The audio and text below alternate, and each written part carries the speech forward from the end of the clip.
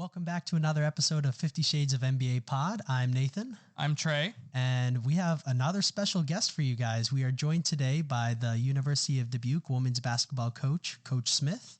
If you don't mind introducing yourself.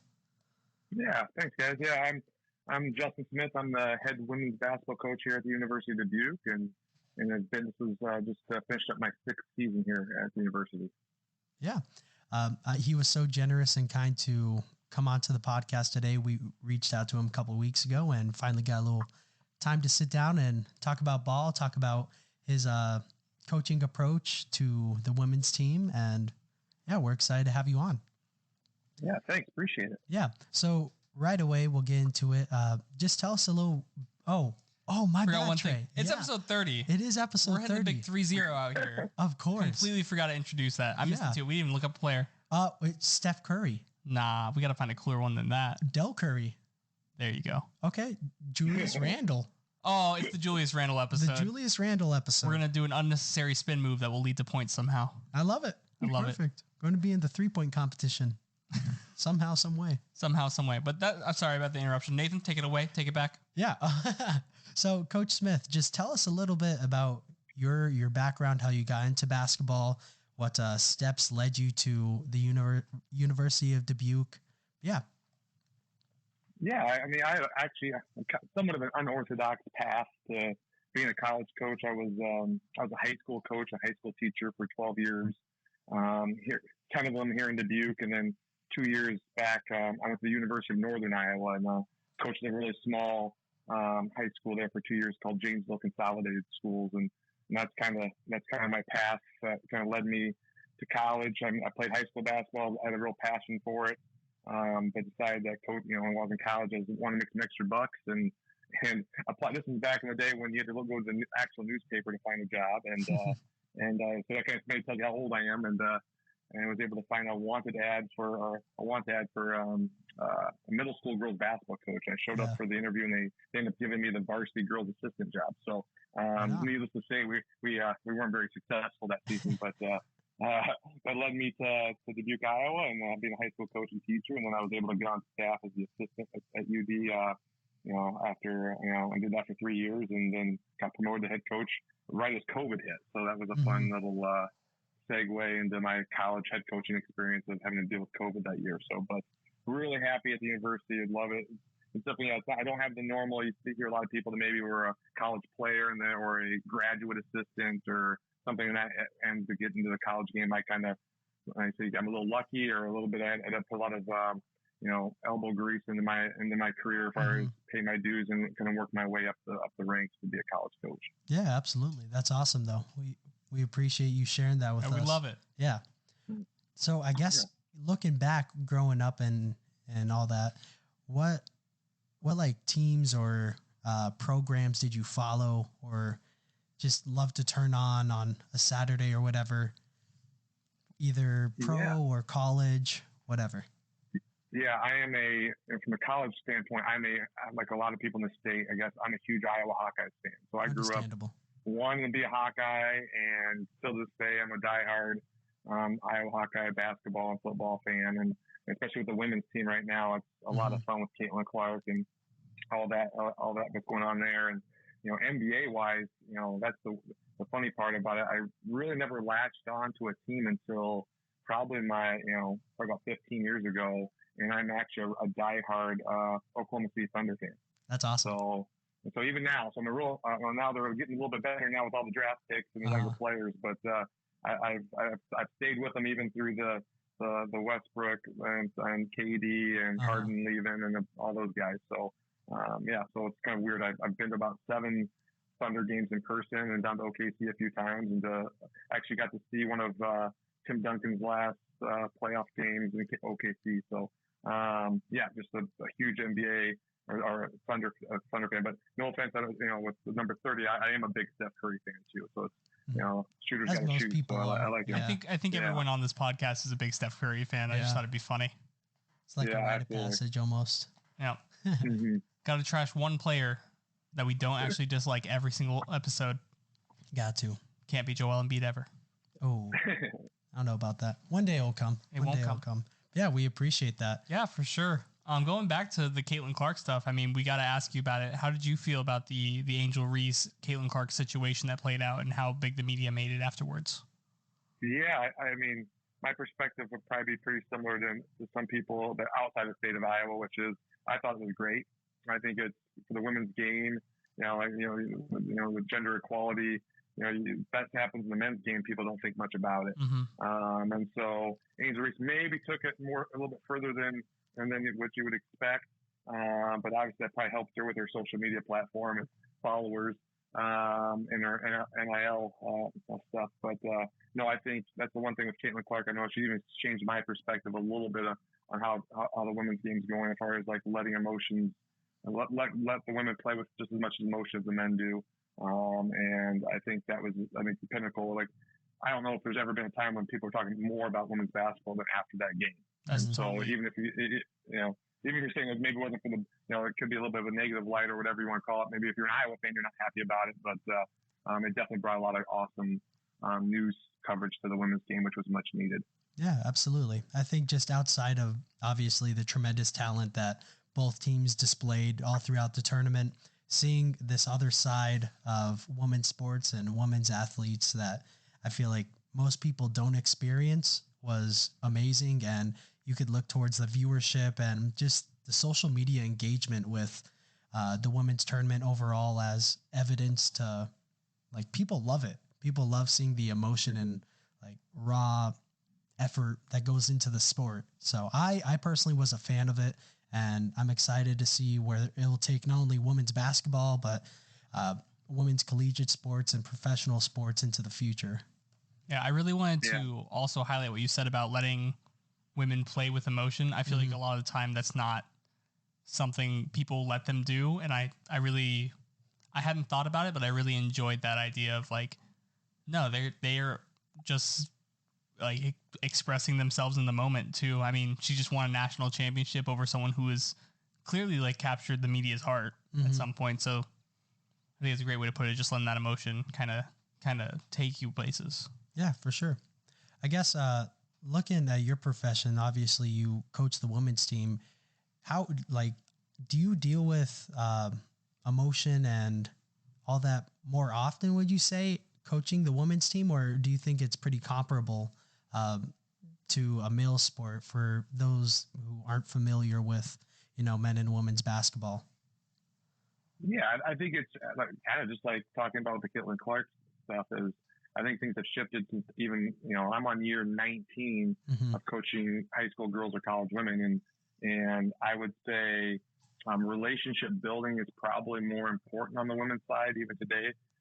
But you're seeing on the women's side just as much as the men's side of just the commitment and effort it takes. And like I said, the raw emotion of how to play. But yeah, I do laugh once in a while, or I used to as a younger coach too. The things that maybe were said by a coach in a men's locker room would be a little bit different than what's said in the women's locker room and the reaction you would get. And so sometimes I listen to Coach Rob on the men's side and getting into his guys. I'm like, ooh, I don't know if I could say some of that stuff or not. But I think overall, I think in 2023, I think I love the fact that I think women want to be coached just. I mean, no different than how men are coached. And so, and the fact of like every individual needs to be coached different. So relationships, whether it's a male or female, you got to really build those relationships to figure out what motivates athletes. Yeah, absolutely. And so it's changed a lot, I think, since when I started as a player in the early, the late 90s, early 90s until, today as a coach. For sure. I appreciate that. Thank you. Sticking with your team specifically, and the recruiting process, because obviously that's something that isn't necessarily what the NBA does. I know, like, you could send out buddies of teammates and whatnot to try and get a big free agent in the off season, but for the college game, it's totally different. You're hands-on, like calling, sending emails to recruits you want. So when you're doing this process, do you try and focus more on what will help teammate chemistry and team culture, or are you looking more at just talent acquisition and hoping the team chemistry is something that could be built and formed when the athlete gets there? Yeah, Yeah, I would. Maybe I'm kind of maybe copping out a little bit with the answer, but I think it's a little bit of both. I think I feel really strong about the culture that we've built in our program. That if we bring someone in, that we're going to be able to help them fit in with our program, and so we can maybe focus a little bit more on talent acquisition. But I think first and foremost, the first thing we do recruiting wise, once we identify somebody that we really like, whether we watch them live or have film of them, we're gonna find out academically how they do in the classroom, and we're gonna talk to high school AAU coaches, and that's gonna give us a really good feel of if that they're a good fit and if they can fit into what we're trying to do. I'd also say I say this with recruits when we have them on campus. I think when kids come to campus, I think the idea is the team and the coaches they're the ones getting interviewed by the player if they want to be at the school. And for me, I think it's just as much as an interview for the player as they're going through their day and we're talking and spending time with them, getting to know them and their family. Are they a good fit for what we're doing too? So yeah, so it's a little bit of both. Like the transfer portal is a real thing now, and even at Division III level, we've had a couple transfers on campus, and obviously you're going to want to also make sure that the talented player that maybe come up from D2 or D1, are they going to fit into what we're trying to do? Yeah, absolutely. Real quick on the transfer portal, have you seen at the D3 level the NIL factor into the transfer portal at all, or is that something that has still yet to come? I think it's really yet to come. I mean, obviously, with our university having the app, we have the app that our athletes have, and the company that we've been using, Influencer, and I think that is a little bit like when I tell a recruit that kind of raises their eyebrow a little bit because a lot of degrees don't.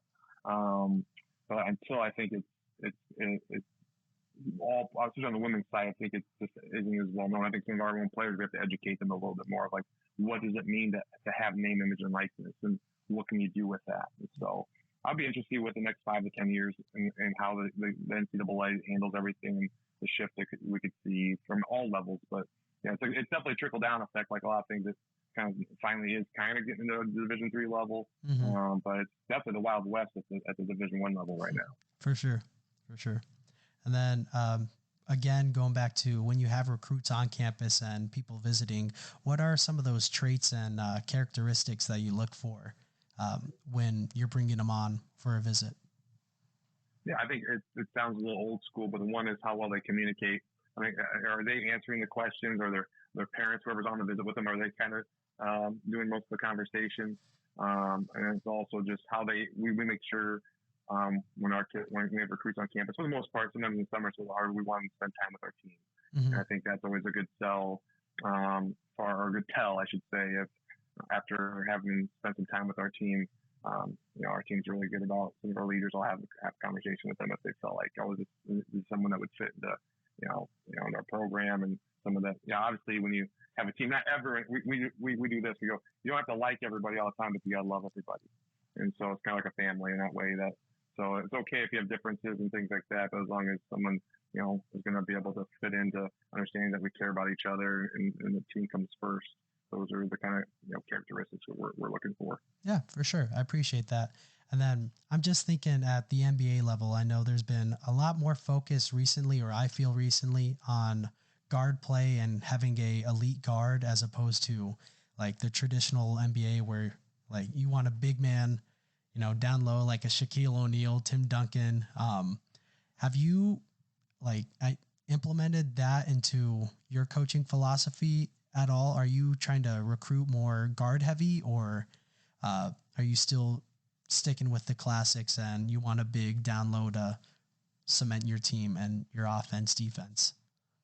Yeah, I think, you hit the nail on the head there, that I think the game in general has changed quite a bit from the early 2000s. Yeah, from the NBA all the way down to the college level. And we definitely press quite a bit, and we like to get up and down the floor. Offensively, we'll bring our what we call our post player or 5 player away from the rim.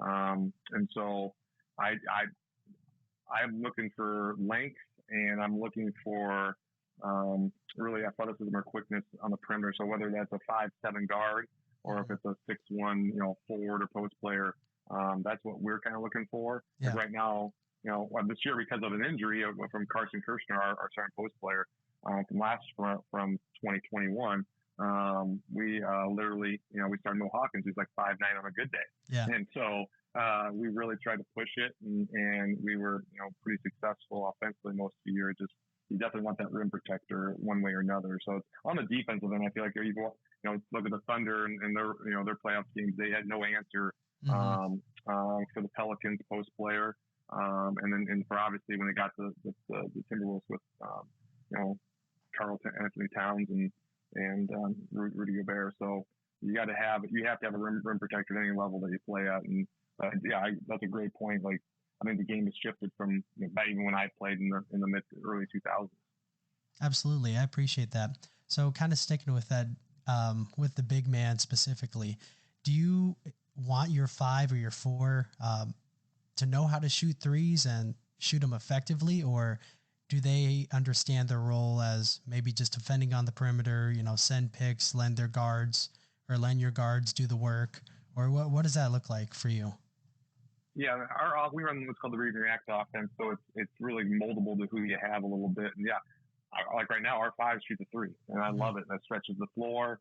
But back when I was a high school coach, my last year in high school, I had a 6'4" all-state post player that she was back to the basket, turn over her left shoulder and finish, and she was really good at it. And so that's what we did. But I think I'm a big believer if you can stretch the floor and bring the defense away from the rim, you're going to be in good shape. So we've been really lucky. Also, we've had some players come in that maybe weren't the best 3-point shooters as post players that we just have developed as they've gone on, and by their junior senior year, they'll shoot it pretty well. Yeah, absolutely. Sticking with just your coaching philosophy, do you like to be more of trying to think of how I want to phrase this, a free-flowing offense and defense, or do you have strict plays that you follow every time you go down? You'll call something from the sideline. I'm definitely, we're motion offense, free-flowing, pretty much everyone. We have a system as far as kind of who has the early shot clock green light, who doesn't. Okay. The perimeter. Really, I think I had like 8 sets all year this last year that we'd run out of a timeout or a dead ball if we need a 3 or trying to get someone around the rim. But really, because we want to push in transition, and we press, so we run a 1-2-2 3/4 court press.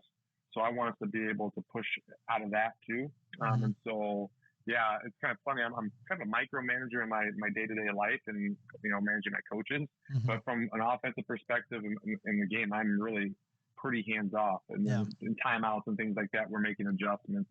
But the kids, anyone who plays in our program, it's hard not to like it because they're really able to kind of play to their strengths, and they're not getting a bunch of, like you said, continuity offense. We're not going throw it to X and go screen Y, and then after that, it's a lot of free flowing. They get different reads they can use based on where the ball's at, but they get to make a lot of decisions on their own.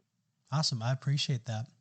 I did have another question based off of that read and react offense you talked about. I've had a few conversations with a couple assistant coaches, a couple of coaches who have talked about the difficulty of going from a structured offense, specifically run this play, to going to that read and react offense. How do you deal with, or how do you help someone learn that read and react kind of mindset for your offense when perhaps that they really weren't used to it in high school? Yeah, that is the hardest thing. Like I actually had a couple of recruits on campus today that we were talking about that freshman year for us. It is kind of difficult for freshmen to really gain a lot of traction for us offensively, just because it takes experience. It's not a super complicated offense, but just breaking some of those, a very common and popular offense, the dribble drive that's used in high school and college too, but very popular in high school. There's some tenets of the dribble drive that's actually opposite of our read and react that we have to break some of our younger players of. But it's funny, especially I would say even more on the women's side. Guys, they play a lot of pickup games. They play a lot more basketball, I think, on their own outside of the season than maybe a lot of women do or girls do. And so you see, and a lot of girls are used to in the high school level being told, hey, let's run the swing offense, or let's run the flex, or something that's very structured. And they get to us, it does take a little bit of time. But one thing that does that kind of off the topic a little bit, if you can defend, you can play. And so at the college level, a lot of times it's on that defensive end that maybe holds up a player early in their career more than the offensive end. Right on. I appreciate that. We're going to transition here to the NBA a little bit, and I'm glad that you mentioned if you can defend, you can play. Trey will expand on it a little bit more, but the NBA just changed or is planning on changing their charge rule. Yeah, they were looking at this a little bit thanks to most recently the Giannis injury when he was trying to take a charge, but they were looking at completely – there's a lot of talk right now. I don't know if they're necessarily looking at it or planning on it yet, but there's talk of removing the charge as an NBA play at all because players are getting injured. They're trying to make less contact there. I mean, I don't fully get the reasoning behind it. I've seen some people argue that it's not a basketball play and that it's a cop-out defensive stand. I don't know. Mostly Bucks fans are really the ones pushing this. But I wanted to hear your thoughts kind of around that because the charge is such a big piece of playing defense oftentimes, especially against bigger players. I mean, your Thunder wouldn't stand a chance against a Giannis Antetokounmpo who could hit someone as hard as he wants every play. Yeah. So I wanted to hear what your thoughts were basically on that potential rule change that's been talked about lately. Yeah, and I get it from the NBA perspective that you want your stars to be able to be out there and play and the money that's involved. On the other side, it's, from a basketball purist standpoint, it's the charge is rewarding defensive rotations and things that you really, as a coach, you teach and you want players to do. I think about Jalen Williams for the Thunder, the rookie from Arkansas. Man, he's awesome at taking them and kind of what he's known for. But I understand. I think a compromise, at least at the NBA level. I wouldn't want to see it maybe leave the college or high school level just because I think it's a good rule. Like teaches skills, like learn how to jump stop and learn not to just run into somebody. But at the NBA level, yeah, I understand if they want to get rid of you get an offensive foul on the original defender that's on the ball. And so whoever's guarding, if you're just going to back them down and plow them over, that's a charge. But if it's from a secondary defender shifting over, getting rid of that and that not being a charge anymore, I definitely would understand that. Maybe that would help. Because, John Morant, same thing. I think he took a bad one and hurt his hand. So I definitely understand what the NBA standpoint of want to keep healthy players out there. I also then I'll get you down another rabbit hole of I wish players wouldn't take days off just to rest when they're not hurt. And so when people paid money to go watch LeBron play or Giannis or whoever, that they're actually going to be in the lineup when they're healthy. But that's a whole nother topic, I guess. Mm-hmm. I know the NBA, they're trying to make strides towards that specifically. They are coming out with a league minimum games requirement to win some of the NBA honors. So MVP, DPOY, Rookie of the Year, all of them. And that minimum games played is 65 with 20 minutes per.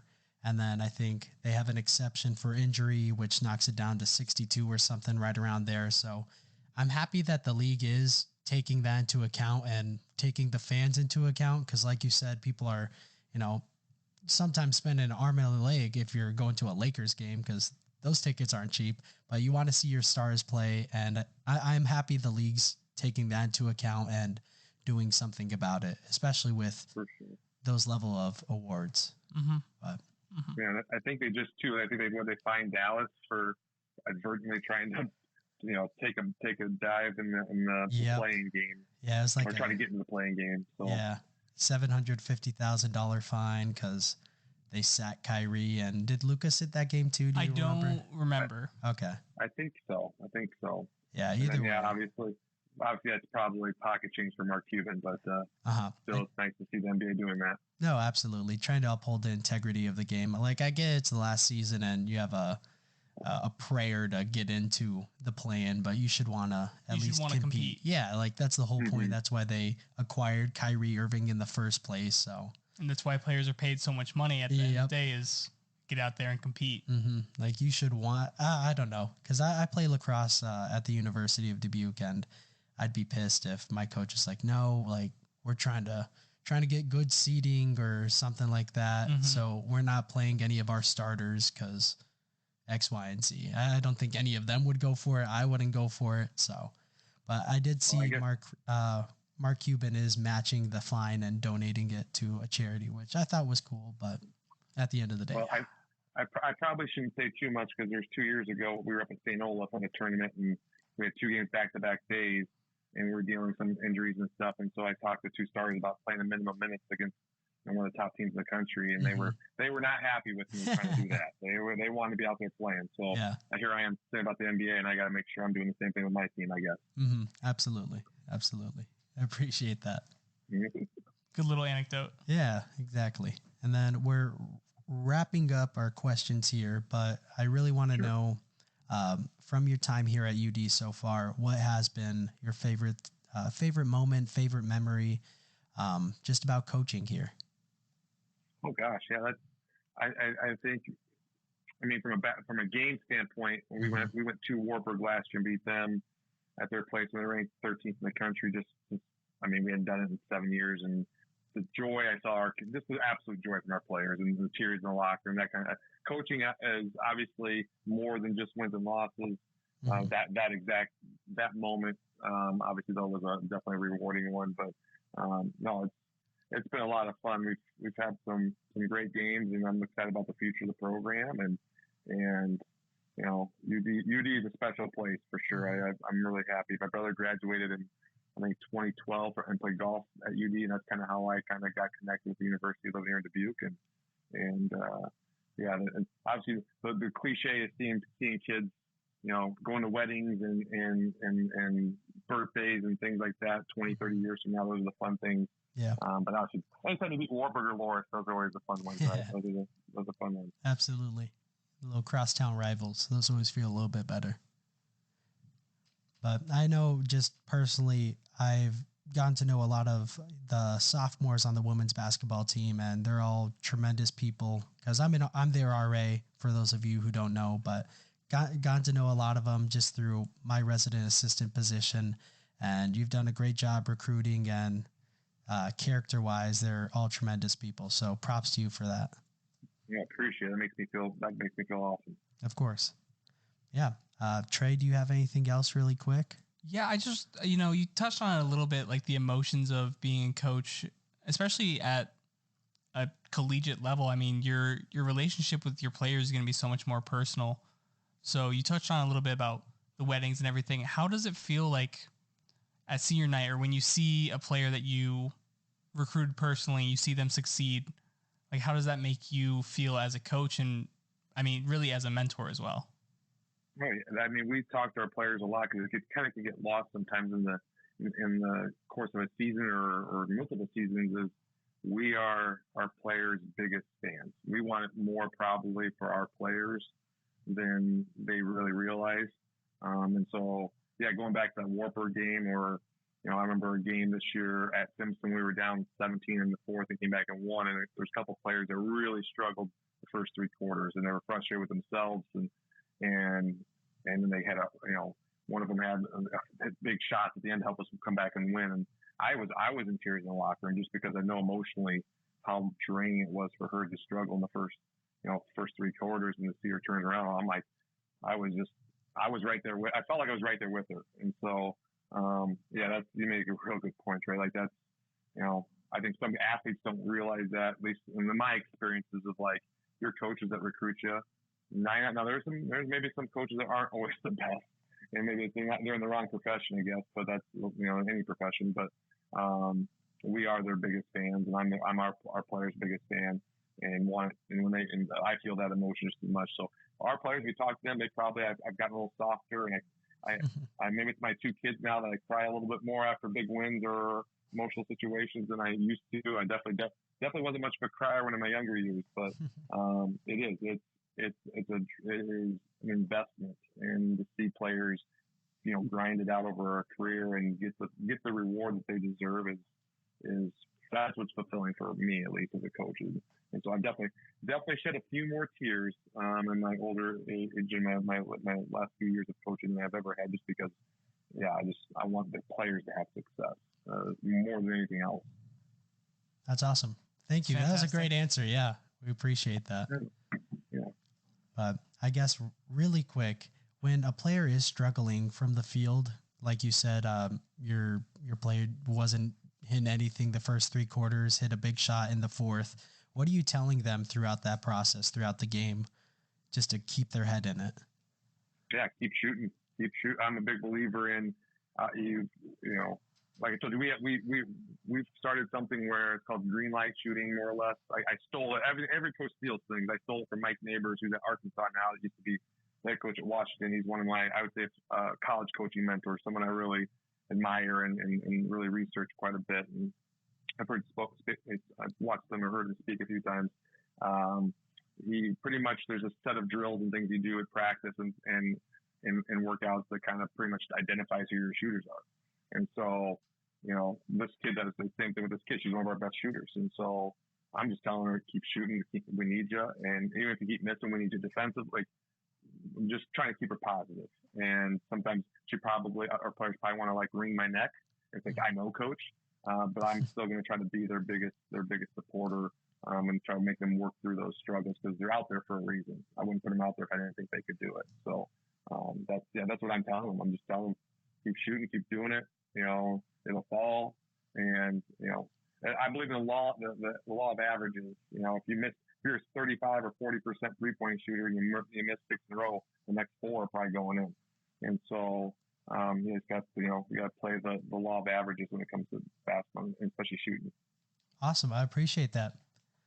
I think I'm good on my questions, Trey. That's about all I had too. All right. Really quick though. Cool. I want your pick for who's winning the championship this year in the NBA. Give us your East and your West. Yeah. Oh, okay. Well, I mean, I'll go with my. I want to speak from the heart, and I want to kind of pick the Clippers in the West because of what Russell Westbrook and that's felt for me these last 2 years. I in the West, you know, I do still feel the Suns they're going to come back in that series, and I can see them in the finals. Mm-hmm. In the East, it's as long as Giannis is healthy, I think Milwaukee's going to be really tough to beat. If Giannis isn't healthy, then I'd go with the Nets.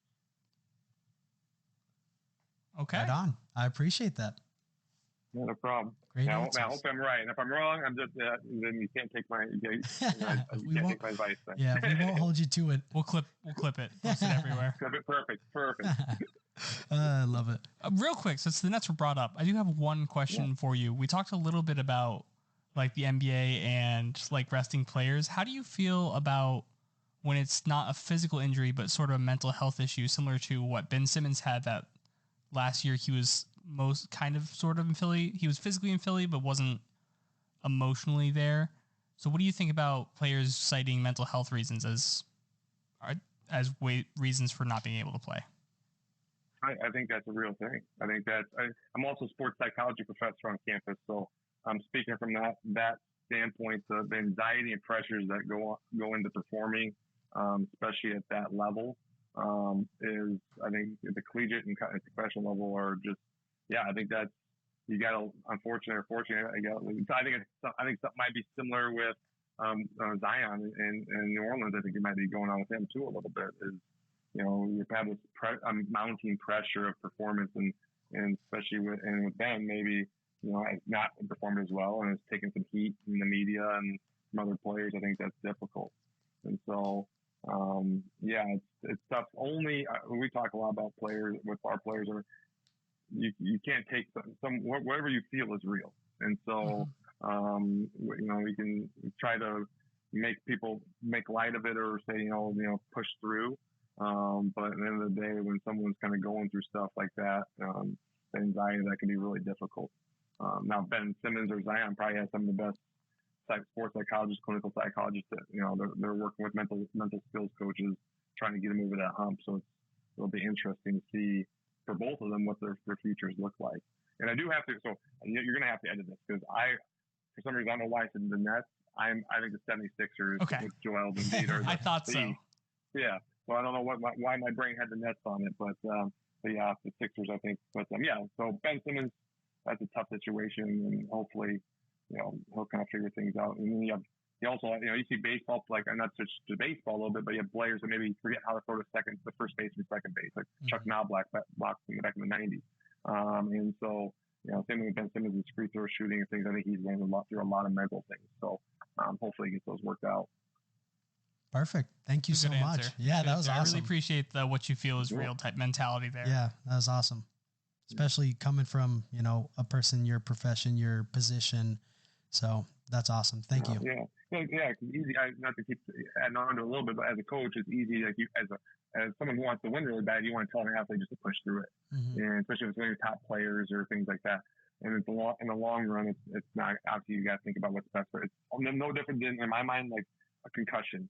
And a kid wants to play through a concussion. We've seen that before where players, I've had a player this year that she tried to talk me into letting her back in the game after getting hit really hard. And then she ended up being out 2 weeks with a concussion. So like as a coach or the GM for the Nets or the Pelicans, you got to, which on tough because it's a multi-billion-dollar business, is what's best for the health of that athlete. And so it's a little easier on the Division III scale or where I'm at, maybe than the professional scale, but that's what you got to do.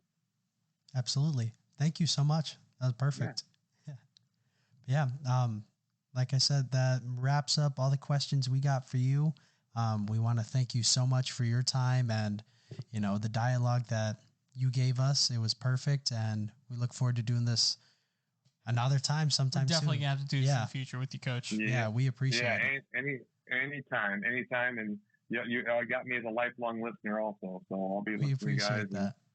So anything you need in the future, don't hesitate to ask. And I do appreciate Nathan.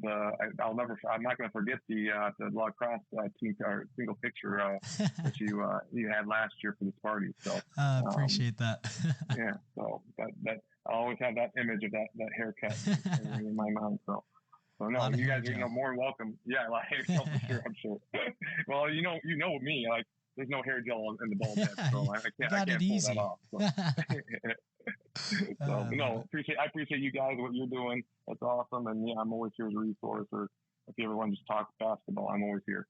Absolutely. Thank you so much, Coach. We'll definitely take you up on that sometime. Absolutely. Perfect. Yeah. You have a great rest of your night and good luck on recruiting this summer and the upcoming season. So we'll be rooting for you wherever we are. Thank you. Conference championship coming next year. That's the goal. I love it. So awesome. Thanks, guys. Of course. Thank you. Thank you, Coach. Bye. Yeah, that was Coach Justin Smith. I mean, I loved it. I hope you guys loved it. I don't care if they loved it. I loved it. It was cool. Last week, we kind of got a perspective from Lincoln, a player, and then this week with a coach. So, yeah, that's awesome. That was so cool. It was awesome. That was so cool. Shout out Justin. Shout out Coach Smith. Shout out the women's basketball program here at the University of Dubuque. Y'all doing great. Keep it up. Good luck next season. Yeah. Yeah. Well, moving on to more of our NBA slated for the rest of our podcast. Oh, I forgot we still exist as a podcast duo here. Yes, we do. We're still Batman and Robin, but I think you're officially Batman, Nathan. I don't know about Batman, but there was an interesting thing I saw. It was either on Old Man and the Three, that podcast with JJ Redick that doesn't exist because we're the only basketball podcast only basketball ever. Podcast. That's actually only a podcast about Ernest Hemingway. You're so true. But in it was said that he loves the idea of Batman and Robin, but why not a Batman and Alfred? You know, because who was there every time Batman was in trouble and took a poop in his pants? Alfred was.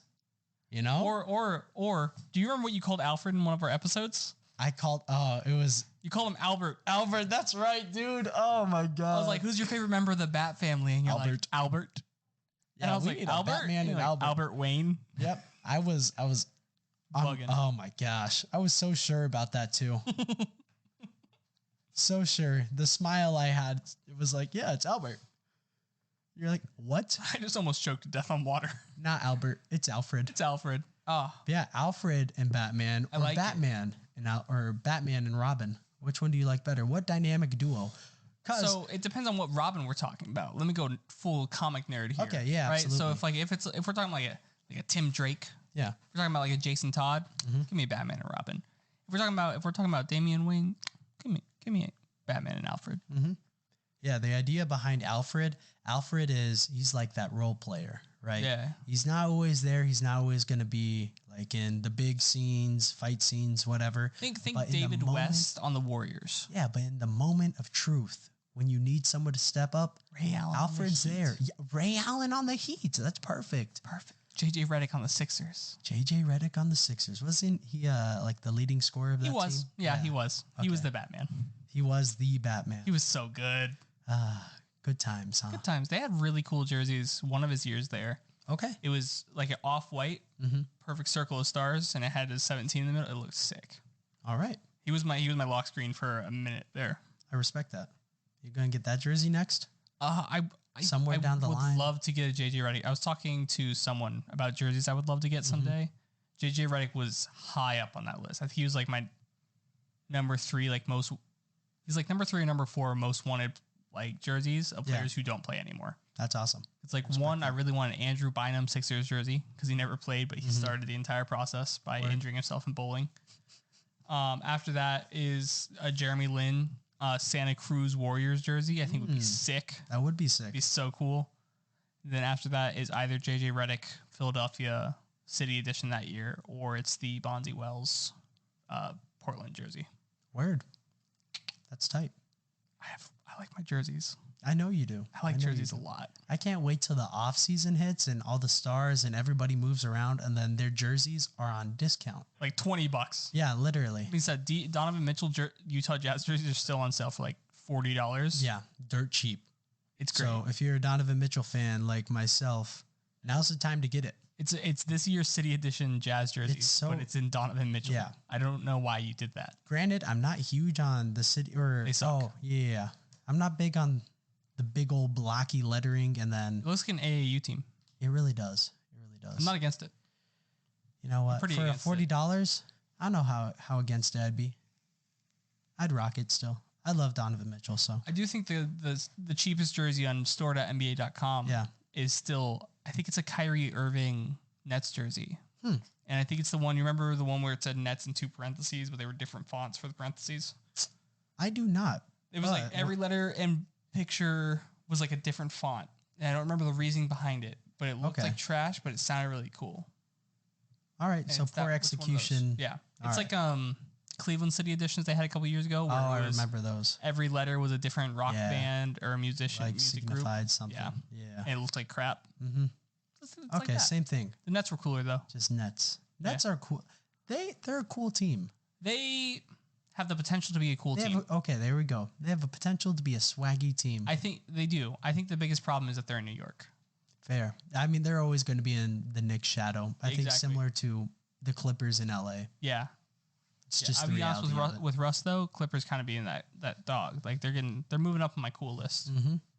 We can talk about that a little later. We'll talk about it a little bit later. Talk about that a little later. First thing on the agenda though, because I forgot we have a spreadsheet. Give it to me. Paul George says Herb Jones should have. Okay, I had it right. Herb Jones should have won DPOY. Herb Jones. This is in light of Triple J winning defensive Jackson Jr. Yeah, in light of him winning Defensive Player of the Year. It was crazy. It was great. I'll be honest. I think you pull up the Herb Jones stats. Okay. I'll start going on a little talk here. I think my favorite thing that has happened recently with the NBA has been players being on podcasts in the middle of the season. Yeah. Is goofy, and I love it. So I'm like, why am I here? You just, like, Draymond Green posted a reaction to Game 1. Yeah. After he played Game 1 of the Kings series. It's awesome. Which I loved. But I think Paul George specifically is probably one of the best podcast hosts or guests because he's just so, like, appreciative of the younger, like, doesn't get talked about players. Yeah. Because, like, who else other than Pelicans fans were picking Herb Jones as their DPOY this year? Paul George is the answer. Paul George. He's using like his spotlight and his level of like gravitas to be like, no. This young kid's killing it. Yeah, like Herb Jones for the Pelicans doing great. Yeah.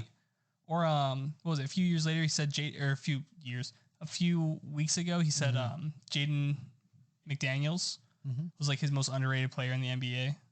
Like I love it. I love that he's doing this. I think our next goal is Paul George on the pod. All right. Start DMing him. If you are a fan of the 50 Shades of NBA podcast, DM Paul George. Yep. Get him on and here. Be like, hey, they really want to have you on here. Tell them episode 30 sent you. Episode 30 sent you. That's what's up. That's what's up. Okay, hear me out. If we got him on, though, for next week, it'd be episode 31, which is the reciprocal of 13. Of 13. Bam. PG-13. Make it happen. It'd be great. That would be great. There's no way we get him by next week. You never know. Guys, maybe prove me wrong. Prove me wrong. I like to be wrong. He's not playing I'm going first to DM round right now. He's not playing this whole first round, so yeah, I hope he comes back soon. I do too. If the Clippers get past the Suns, which looking like they might, he'll be such a great addition for their playoff run. Obviously, he's a tremendous talent, but I don't think they don't go to the championship without him. But anyway, you wanted Herb Jones stats. Give it to me. He averaged 1.6 steals this year and 0.6 blocks. He totaled 42 blocks and 103 steals. I think this is definitely one of those things that stats don't show the full, like they don't tell the whole tale. Story. Like you would definitely have to watch Pelicans games to understand the defensive beast. presence that he has. He's a shutdown. He is. He has that lockdown in him. He really does. And shout out to Paul George, like you said, for acknowledging that. It's really cool. And shout out to Triple J for winning DPOY. He did. I liked Brooke Lopez a little bit. I won't lie. Yeah? I do. Yeah. Yeah. I mean, he definitely had merit as a candidate. He did have merit. Absolutely. With Rudy Gobert falling off the face of the earth as a human being that people want to root for, DPOY really is open constantly. Mm-hmm. You know, and I saw a lot of people saying Draymond. I saw a lot of people saying, Brooke Lopez. Mm-hmm. Did not see anyone saying Herb Jones until I saw Paul George say Herb Jones. And I really enjoyed that. No, for sure. It was an underrated pick by him. Yeah, solid pick, but underrated nonetheless. I don't know who was on that list of finalists, but if Herb is on that, he's probably towards the bottom. I think he was not a finalist. I think it was Dre, Brooke, and JJ. Gotcha. That was the list. Well, that's what's up. But shout out you, PG. But the GOAT. Transitioning to one of his teammates, Russell Westbrook, also one of Coach Smith's, favorite players. I'm assuming favorite players. I'm assuming too. Yeah, he's going to be one of your favorite players now, Coach Smith. So congrats. Congrats, canonically. Yeah, exactly. But you have it down here as the best 3 for 19 game ever. And I'm not mad about it. It's accurate. That's a true statement. It really is. I don't know anyone else who's gone 3 for 19. Did not research this before I took this take at all. I can help you with that. Someone else who went 3 for 19 in the playoffs, also Russell Westbrook. Yeah, he's awesome. He's 2-0 now in games that he goes 3 for 19. Bro, I would just tell Westbrook to hit his first 3 layups and brick like the rest. Yep. Like Russ, you get to 3 for 7 and you just start taking threes, man. You just jack those things up from the parking lot. 3-0, 4-0. They're gonna go to the championship if he goes 3 for 19 every game. Mathematically speaking, yeah. That's just what the stats tell me. That is what the stats tell me. I sound like a Jokic fan right now. Man, caught a stray over there, Jokic fans. Yes, you did. Oh man, my audio is loud. Yeah, come down to earth a little bit. I'm trying. Right. Actually, I gotta keep you up because you don't get as close to the mic as I do. My bad. But yeah, best 3 for 19 game ever. I'd agree with that. It's such he a was fact. Tremendous, dude. And the play against Devin Booker on the one-on-one, cherry on top. Oh my gosh, I was leaping. Yeah, I was so happy. I was like, oh, that's that guy. That's that dog. He's back. And he was still 3 for 19, but he was back. Yeah, and he was iconic, back, and I loved it. His I don't know the exact stats, but his when he was the defender on KD, Chris Paul, and Booker, they combined only shot for it was something 25%. Someone can fact check me on that, but it was low. It was low. His defensive presence, chasing from behind, tapping the ball, he has a whole highlight clip or highlight video dedicated to him just because of his defensive prowess in game 1. And seriously, it was amazing to watch. It's great. I highly encourage you, if you like defense, go watch it. If you like real basketball, if you like hoops. You want to see effort on defense, which I know a lot of people slander the NBA for not having right now. Go watch Russell Westbrook's game 1 against the Suns. He was going crazy. He really was. He was going crazy. I loved it. I loved every second of it. Mm-hmm. And plus, after he got up there and he threw the ball off of Dubuque while Dubuque was complaining to the refs, bro. Yeah, mid-complaint. That was the epitome of what old heads liked about basketball. It was defensive effort and then punishment for whining to the refs. Yep. Because he was not having it. Blocks it and then makes a great athletic play to spike the ball back into the complaining player's face. And okay, Booker I gotta give him his flowers too, because I've never seen Devin Booker play defense to the capacity that he did. So I just want to shout out you, D-Book, because I've never seen that man play defense. And I'm not gonna shout out the loser. I'll shout him out. Trey, I've never seen him play defense like that. Either. But he was hustling on the ground for loose balls. Yeah, that's not Devin Booker. What? Against Kawhi. Swear to God. That's crazy. Okay. I honestly, just watching this game was fantastic because there was a period in the third quarter where we had KD and Kawhi just going back and forth for a couple minutes at a time. Battle. And it was beautiful as an impartial fan just watching because the Jazz aren't in it because they sucked. They do suck. It was amazing because your two biggest stars in the game just going back and forth. That's what you That's what you want. Yeah, that's what you live for.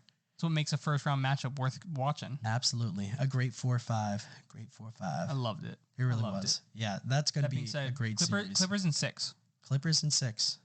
Clippers in 6. Word.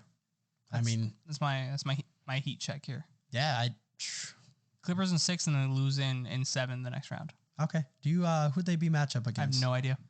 Didn't check. Trying to think. I'll check.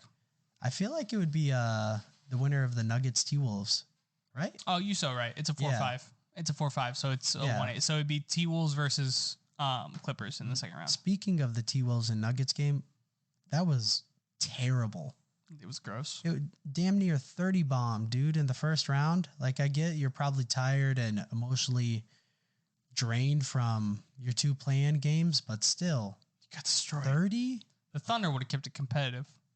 It made it entertaining. He would have made it. That's a great way to put it. Would have made it entertaining, yeah. But I don't know. Terrible, that was disgusting. Dude. I can't, even the 8 seed, the West is so booty cheeks right now. Keep going with that. No, the West is so booty cheeks right now because the reason it's so open, everyone's like, it's open. Anyone can win the West because you all suck. Okay? Saying it's because everyone's mediocre. Yeah, it's because your 1 seed sucks. You're stuck on this guy getting 24 points on great percentage shooting with a man with half of a back left in Michael Porter Jr. and a guy who never mind. You have Jamal Murray at point guard. I know where you're going with that. I think everyone knows where I was going with that. Oh my God. I mean, what are you talking about? And your bench, you got KCP, right? KCP. What else do you have? Monte Morris? Shout out Iowa State. Bruce Brown. Bruce Brown's sick. He is sick. Bruce Brown is nice. Bruce Brown, Jay Larania of Miami Hurricanes, Final Four this year. They said, "Who's your NFL MVP or NBA MVP?" And he said, "Bruce Brown." Oh my God, that's awesome. He was like, "Bruce Brown played at Miami." Okay, that makes sense. It makes sense. He was on Lonnie Walker's team. Word. At Miami, they went to the Sweet 16. But you have nothing. Also, you're criminally underpaying Bruce Brown. So good on you. That was a really good deal. Your 1 seed like that. Your 2 seed. I don't even want to talk about the Grizzlies. Grizzlies. Come on. Yeah, your point guard.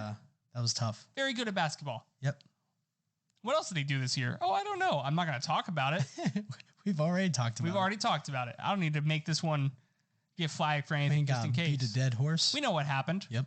On top of that, you have a DPOY who may or may not be getting extra stats from the scorers table. Possible inflation. I did see a video that is probably not actually true, but still. I'd like to think. I like to think too. But there's a conversation around whether or not the scoring table is rigging things for their power forward.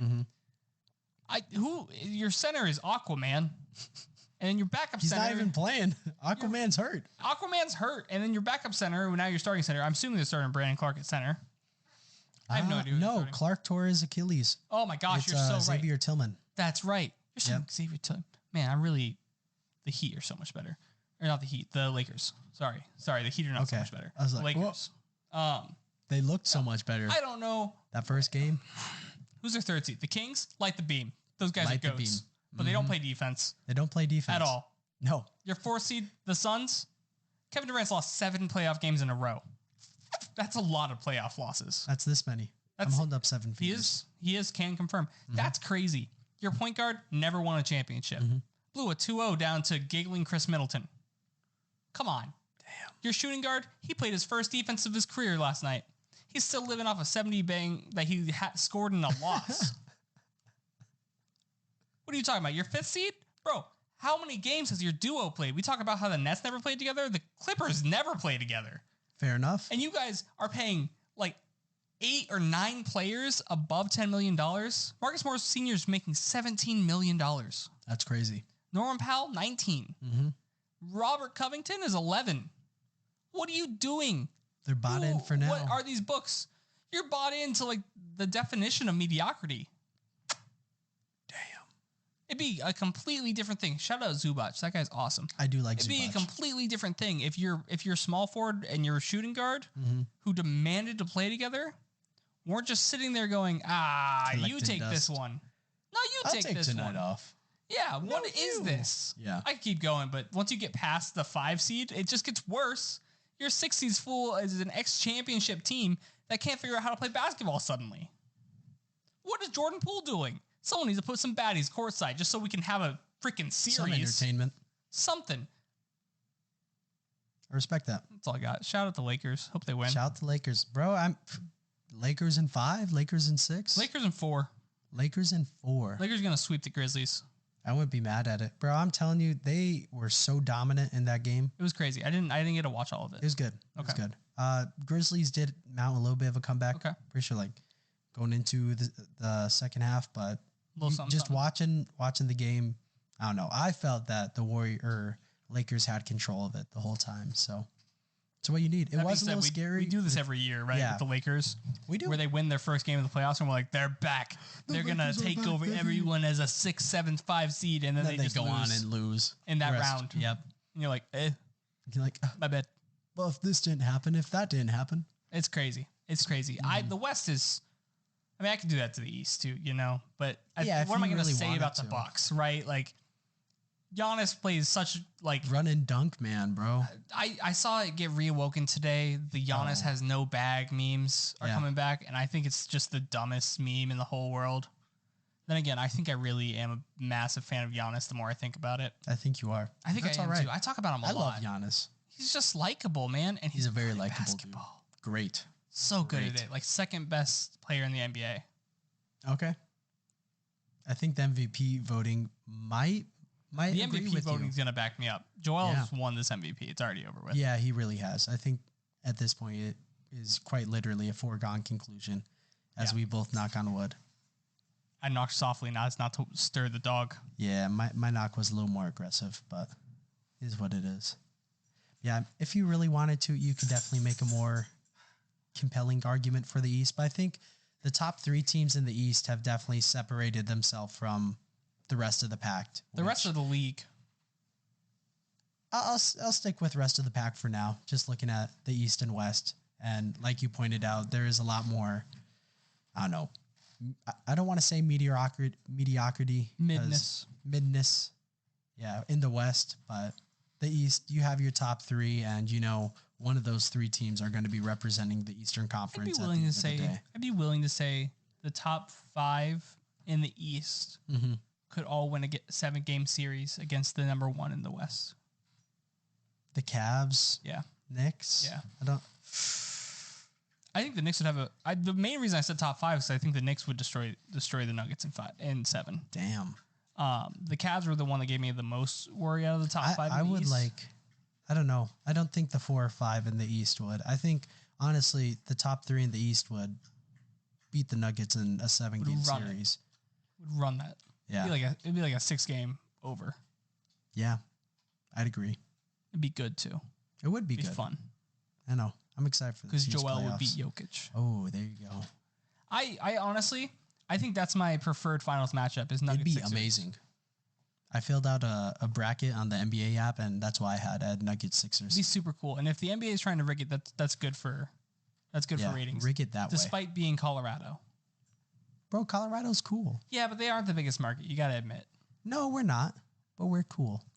Your state is very cool. Yeah, we got your sports teams are not. We're up and down. When we're good, we're good. When we're bad, we're bad. The Avs just won it. Championship Peyton Manning? No, last one's Colorado Avalanche last year. That's right. They're going to look to repeat this year as they play tonight. That's my bad.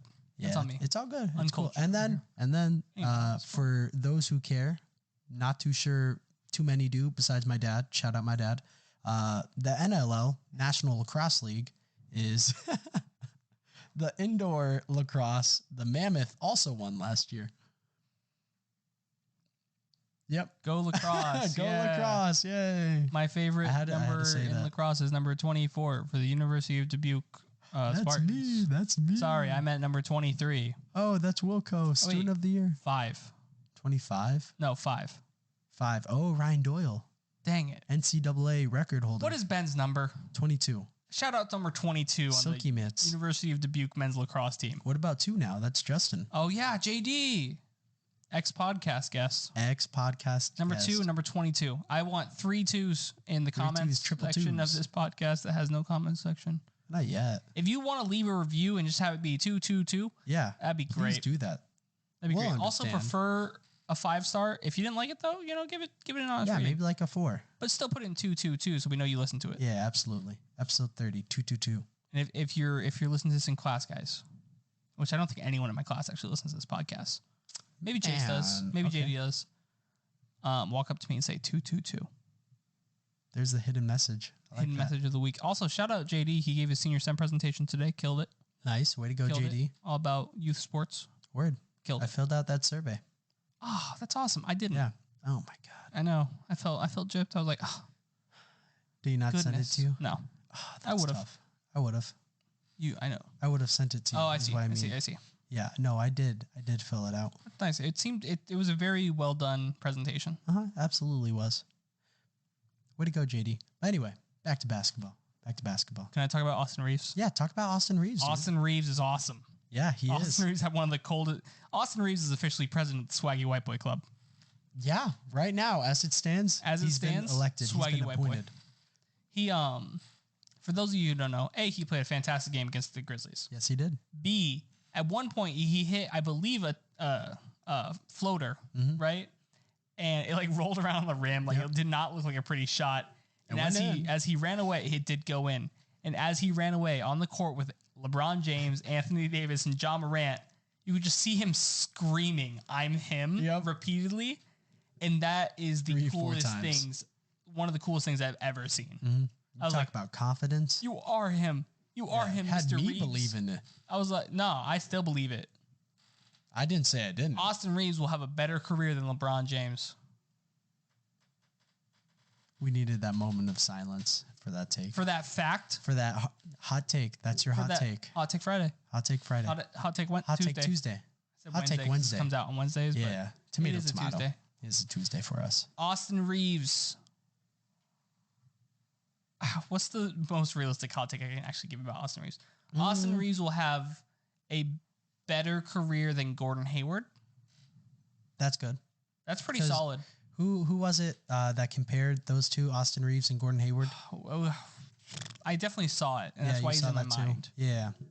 I just assumed that's why you brought up Gordon. It was. I don't remember who said that, though. I mean, if Austin Reeves makes one All-Star game. Was it Windhorse? Could have been Wendy. Might have been Wendy. Shams? No, I don't think it was Shams. I don't think Shams would say that. Shams doesn't do that much conjecture, I feel Touche. Wendy does stuff for clips. He does. Which I respect. But he killed it on the Utah Jazz clip. Do you remember that? Him going, something is happening in Utah.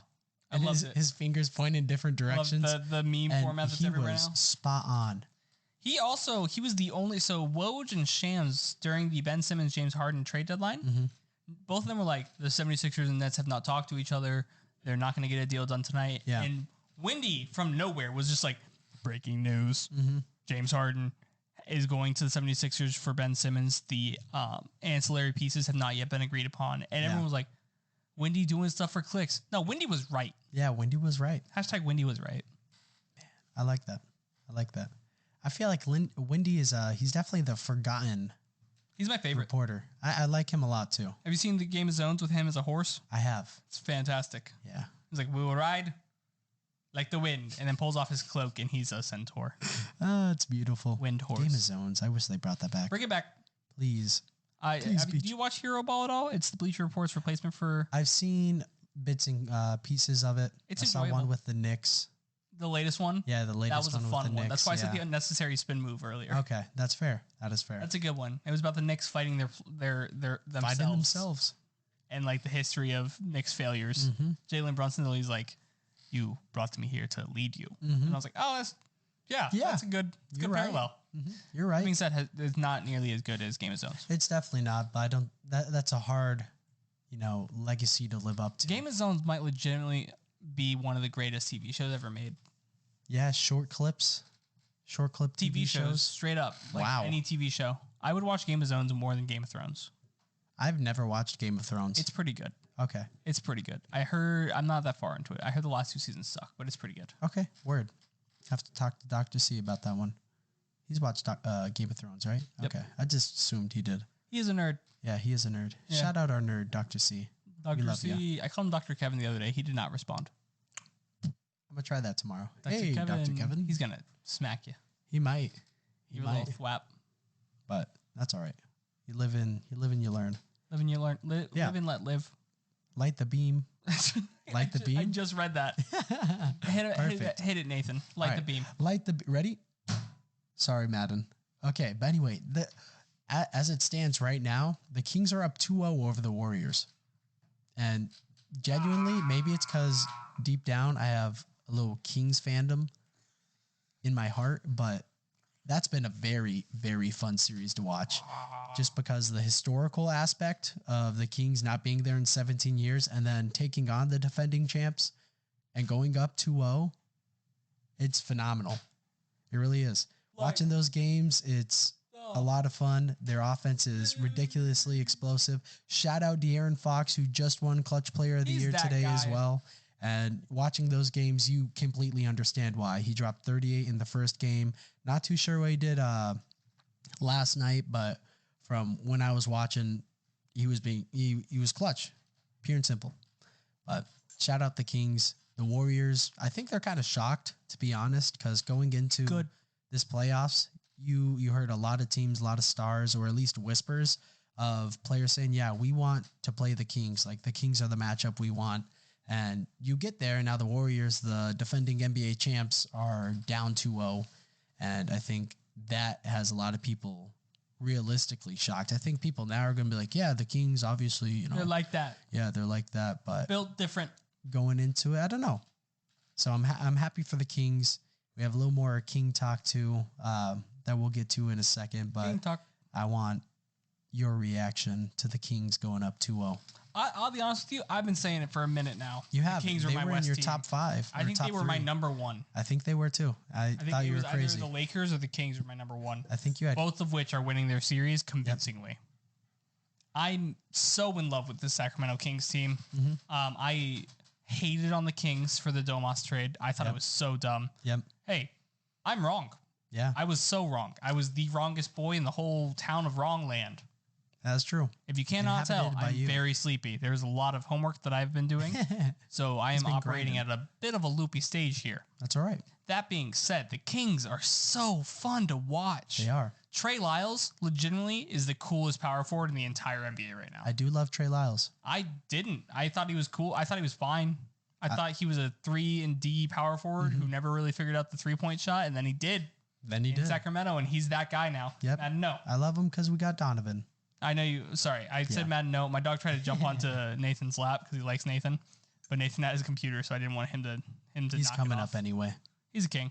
He is a king. He's a good boy. Just like the Kings. Just like the Kings. I will, Madden. How do you feel about having a fifth name? Right now, Madden has a few names. One of the newest one is Vizsla from The Mandalorian. Okay, word. Vizsla's in The Mandalorian. He's very cool. His name is Paz Vizsla. He's very big. Okay. Just a large man.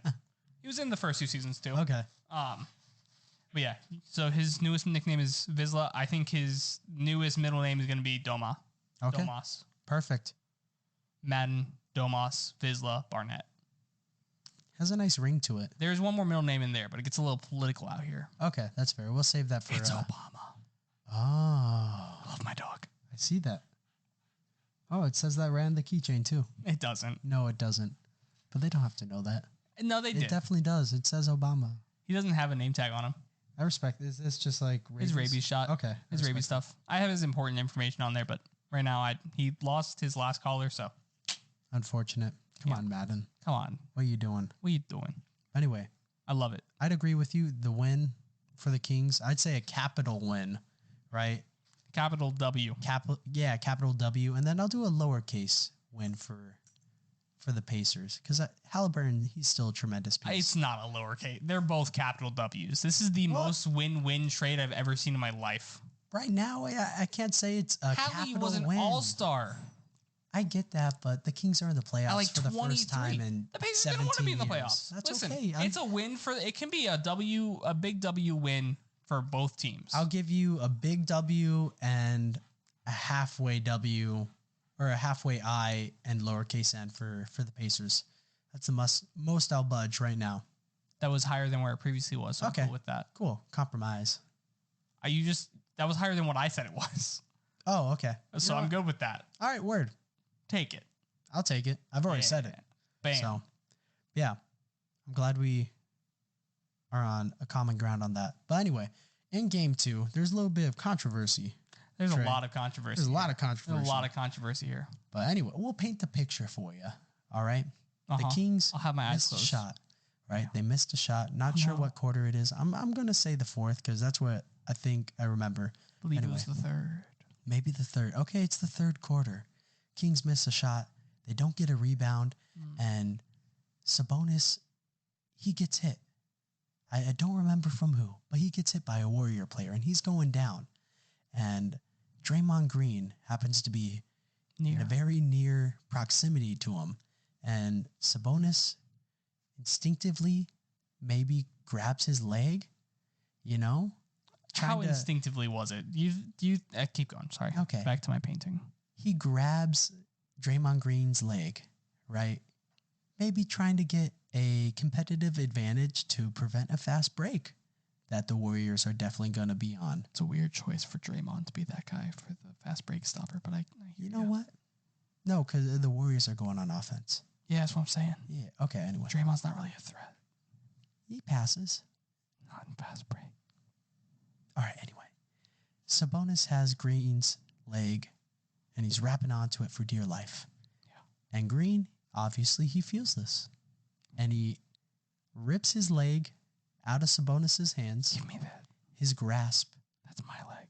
And the first move Mr. Draymond Green does after is a step off of Sabonis's It torso. looks so much worse than a step. It looks like he jumps up onto Domas. He's intentionally using Sabonis's body as a launching pad. I don't think he was, but in slow-mo, that's what it looks like. Bad. Yeah.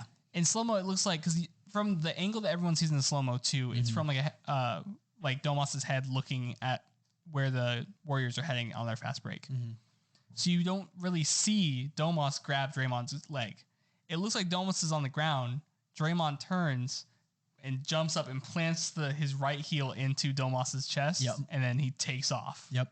What actually happened was he fell. He grabbed onto Draymond, whether or not on purpose or on accident. He grabbed onto Draymond. Draymond felt this, and when he pulled his leg free, he started stumbling on his left foot. Yep. And so he brought his right foot down to stabilize him. It was directly in the center of the chest of Domas. Yep. I'm not going to say that there's no way that, there's a good chance Draymond purposefully put that foot onto Domas, but it definitely was not like a step on or anything, which is, I think, or it was not like a jump and try to hurt him. Yeah. Are you mad at he got a flagrant 2 for this? No, I think that's appropriate. Okay. I mean, yeah, it looks bad. It looks like you just stomped on a man on the ground. That being their greatest offseason addition they've ever had. Like that, it looks bad. That's fair. That being, or not offseason. This was last season addition. But it doesn't look good. On top of that, it's Draymond. You kind of have to set that precedent because dude's been a little aggressive. Like he was Dylan Brooks before he was Dylan Brooks, except with better 3-point percentage. Just look at Dylan Brooks. Yeah, anti-Dylan. You're more anti-Dylan than me. Madden was not happy about that. Madden actually was a big fan of Dylan Brooks over there. All right, Madden, you can get off my lap. Yeah, you have a bad take, son. Yeah. No, I think Flagrant 2 is probably the right call to make. Flagrant 1 also would have been like, I could see them going that way. I don't think Kings fans would have been okay with Flagrant 1. I feel like Flagrant 2, especially because it is Dre, you have to be able to drop that hammer down and show, I'm not putting up with any shenanigans, Draymond. Like, not this series. No. I respect that. Yeah, and I don't think there's any sort of. I saw a couple Warriors fan being like they're rigging it against us, bro. Why? Yeah, what? You're their poster child. Shut up. I was going to say, sucked this year. That would make no sense for the NBA to not want Steph Curry, Klay Thompson, Draymond Green, and the Warriors to move on to the next round over the Kings. Literally. Yeah, you want to talk about marketing? Please. Although the NBA could do a very good job with marketing the Kings if they do advance. They could. Yeah, they very well could. Yeah. Which I hope the Kings do advance. Yeah. Do you think it was also valid, the flagrant 2, or would you have called it flagrant 1? I think it's valid. Yeah, like you said. What would you have called in the moment? In the moment, I think I would start with the personal and then go and review for a flagrant 2 foul. Yeah, that's fair. Yeah. Are you able to review for flagrants? I always thought you could. I thought you could too. Yeah. So I think that might be the right call. I'm under the impression that you can go back and review. After your review, you call in a flagrant 1 or a flagrant 2? I probably go with flagrant 2 because looking at it, you're in the arena, Kings fans screaming at you, and looking at it slow mo. It'd be pretty convincing. The fans definitely have an impact on the officials. Absolutely. Probably not as massive. Yeah. Like there's no way it's that there. The home refs are paid off to help the home team. Which type they're crap. not. But there's definitely majority you're listening to Kings fans yell at you for what you're going to call. They're very emotional because they're star player, their second star. Yeah, I'm not mad at it though. Even if it was in, Golden State. Yeah. I think it's still I'd be curious to hear what other officials said.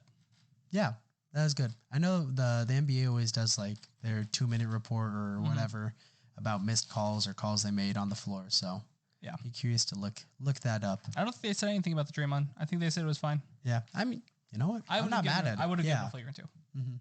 I think that's the absolute right way to go. 99 times out of 100. Yeah, he's getting a flagrant 2. Yeah, I do think that Sabonis. I don't know. I don't know how much of a basketball play is grabbing on. Oh, he's getting a personal foul at the bare minimum. Yeah. He grabbed on. The only reason that I could see him grabbing onto that leg is if he's falling and he just grabbed onto something. Yeah, but he's already on the ground. But he was already on the ground. What are you doing? Yeah. Tomas? You know I'm a big fan, but what are you doing? What are you doing there? What are you doing? It's a head scratcher. Klay Thompson took it very personal. Klay Thompson takes everything very... Did he give him the 1, 2, 3, 4? He did not. This was in the post-game conference. He was like, it's not a basketball move. He's trying to hurt our guy. It's not. It's not a basketball move. I don't know about hurting your dude. Yeah. I don't know about that. Klay's obviously in his feelings, but... To be fair, you should be. Yeah. I mean, if that's my teammate, I'd be upset. Yeah, especially when you're that close with and had so much success with, I'd be... No, I don't blame him. Yeah. But as a third-party, unbiased opinion, I agree with you. I think... This has nothing to do with this. Yeah. I think the Warriors are the most well-connected to, the media in the entire NBA. Okay. I think, remember when Gary Payton was traded and the Warriors were like, they didn't disclose this injury to us. They're evil franchise. Yeah. That never happened. They did disclose the injury. I read this whole thing on it, how the Portland Trail Blazers, said the injury. The injury had been known for months beforehand, and it was been very clear how much time he was going to miss with that injury. Yeah, and the Warriors did the trade, and they were like, "Oh my gosh, they're so horrendous. League, you need to look into this." And it was found out that every single person who reported on it was an inner circle reporter for the Warriors who has ties with the owner. Oh my god! And it was a bunch of stuff like that. It was pure NBA conspiracy theory that just made sense. And then they conjectured a bit on why they did that to the Trailblazers. Who's a free agent this summer? Draymond. Who said last year that he really wants to play with Draymond? Damian Lillard. Word. So they wanted to recoup something back from that, I guess, potentially, or looking towards the future. Yeah. It was a weird situation, for sure, but the Trailblazers are not a poorly run organization in terms of if they're shady or not. I feel like they're pretty upfront. They're pretty upfront. Yeah. That's how I'd like to believe them. They have a team built off of chemistry and... They do. Enjoying the presence of each other. Yeah, absolutely. That's admirable. I don't know how well it's going now with Damian Lillard. Yeah, Dame's a little upset. He's missed CJ. Yeah, I don't understand. CJ. Why did you guys give Anthony Simons the same contract you gave CJ McCollum if Anthony Simons is just a younger version of CJ McCollum with the exact same ceiling? Maybe. Just because of that, he's younger. He's younger. He turned into more expensive. I don't know. And I Dame doesn't like him as much. Yeah, I was going to say from a chemistry standpoint. That's crazy. Wouldn't you want to keep your star player happy. That's crazy. That being especially as a small market team, dude. I don't know. That's always such a concern with these small market teams is, your big stars are going to leave and is that really demand always a trade. concern? I feel like it's talked about a lot. I feel like it never happens. Yeah. We talked about this, the other day, a little bit about, I think it's more of a thing of a past, or you said you think it's more of something in the past. And, I'm leaning with you. I think the only time I can remember it happening, and it wasn't even free agency, but it was Paul George. Mm-hmm. I guess LaMarcus left the Trailblazers for the Spurs in 2008. But that's also small market era. to small market, pretty much. Yeah, I mean it was Pop too. Yeah, it was Pop. The Spurs were clicking back then. I get it. He didn't leave because he was like, I want to go to LA. Yeah, he was like, I just want to go here. And then Paul George, PG. kind of. Yeah. We pointed to Kawhi a little bit, but even the Raptors knew it was a 1-year rental. Yeah. I mean, there was still a certain level of maybe he would have resigned if he won a championship going through Toronto, but every single fan was like, no, we're good. Yeah, they're cool with it. Yeah, they're you content. win a championship, you're good. Yeah. See you later. Love you forever. I bet the Raptors retire his number. I wouldn't be shocked. Is he the best Raptor to ever play? No. Top 5? Easy. I think top 3. I think top 2. I think top 2, and I think Vince Carter's the only competition. And honestly, Kawhi's better than Vince Carter. I don't know why I said no. Kawhi's the best Raptor of all time. I'd say player-wise, just looking at their performance, Kawhi, but what they meant for the city, I would almost say Vince Carter. Is not top 3. Yeah, Vince Carter would have to be number 1. There's so many people. 3. I don't know. There's so many people that believe Vince Carter and just his pure explosiveness when he was in Toronto is what kept that team in Toronto. You got to remember, man, when Vince Carter left, he was the most hated man in all of Canada. They're better with him now because how can you hold a grudge against a 48-year-old man? Touché. But he was the most hated person until he was on that Grizzlies team and came back and they finally gave him a standing ovation. Until then, he got booed every time he walked into Toronto's. That's how much he meant to them. Well, a little bit before that, they were talking about how he gave up on the team, the whole. I don't know if you were watching basketball. I don't even know if I was watching basketball. I just know about this. I just know you started watching maybe a little bit before I did. There was a series against the Sixers where Vince Carter missed a game to go to his college graduation because he was finishing college. Yeah. And he missed a freaking game, like a playoff game that they lost, and then missed a game winner later. And everyone was like calling for his head. Damn. They hated each other. There's a very good video on SB Nation. I believe it's on SB Nation. Or no, it's on Secret Base. My bad. It's on Secret Base. And it's about the beef between Vince Carter and the fans. Very good. I respect that. I'll maintain. What are you giggling at? Huh? What are you giggling at? Oh, how I maintain. Excellent. Yeah. Excellent. Yeah. I don't know. That's just me. But really quick, you did bring up Draymond Green and off-season stuff. The Lakers came out, or there was something with the Lakers that came out a couple days ago that Draymond Green is their most valued or ideal free agent target for this offseason. I mean, Draymond would love it. Draymond would love it. I think LeBron would love that a lot too. I don't know. You don't think LeBron would like would that be a cool lot? with it, but I think it's a bad move.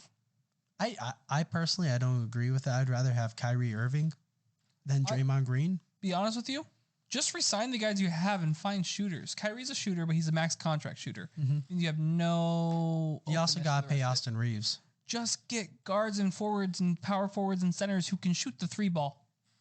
That's Fair it. enough. I'm so sick of these guys of Rob Pelinka's Lakers. You really broke me down. Like finals really taking its toll because I'm going in, but I'm sick of the Lakers and teams around LeBron going. I guess a mid-range shooter is a 3-point shooter, right? And signing all of them, and that's it. Yeah.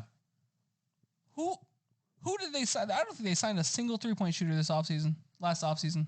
I don't know. I don't think they signed a single one. I don't have any that are popping into my head right Damian Jones, center, does not shoot threes. Thomas Bryant, good center, does did not they shoot sign threes. Malik Monk this offseason? No, Malik Monk is on the Kings. I know, but I thought he was traded there.